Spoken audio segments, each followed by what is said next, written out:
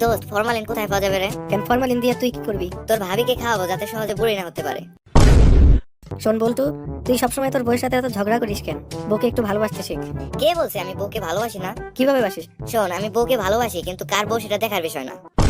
দোস্ত বলতো, কি আবিষ্কার না হলে অর্ধেক বাঙালি হাই প্রেসারে মারা যেত? গালি আবিষ্কার না হলে। দোস্ত আমাকে 100 টাকা ধার দে তো।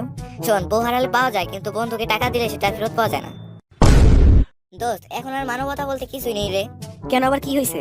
আর বলিস না, পাশের বাড়ির আন্টিকে একটা এফবি আইডি খুলে দিলাম। বললাম রিলেশন স্ট্যাটাসে কি দেবো, আর আন্টি বললো সিঙ্গেল দাও। তাহলে বল এখন মানবতা কোথায়? বলতে তুই ঈশ্বরচন্দ্র বিদ্যাসাগরকে চিনস? না ম্যাডাম। তুই নিউটনকে চিনস? না ম্যাডাম। পড়ালেখার উপর একটু মনোযোগ দে, তাহলেই তুই চিনতে পারবি। ম্যাডাম, আপনি কি নিসা আন্টিকে চিনেন? না, কেন, কি হয়েছে? আপনার স্বামীর উপরে একটু মনোযোগ দিন, তাহলেই চিনতে পারবেন। কালকে যিনি আমার কল রিসিভ করেছিলেন উনি কি তোমার স্বামী? ছি ছি, তুমি আমাকে এসব কথা বলতে পারলা? ও সরি, আমার ভুল হয়ে গেছে, আমাকে মাফ করে দাও। আচ্ছা ঠিক আছে। তা উনি কে? আমার ছেলে ক্লাস 10-এ পড়ে। আচ্ছা বলো তো, পৃথিবীর সবচেয়ে প্রাচীন প্রাণীর নাম কি? Sir zebra. তোমার কেন জেব্রাকে সবচেয়ে প্রাচীন প্রাণী বলে মনে হলো? স্যার প্রাচীনকালে সবকিছুই সাদা কালো ছিল, এখন সাদা কালো বদলে সব রঙিন হয়েছে, কিন্তু জেব্রা এখনো সেই সাদা কালোই রয়ে গেছে, তাই জেব্রাকে আমার সবচেয়ে প্রাচীন প্রাণী বলে মনে হয়।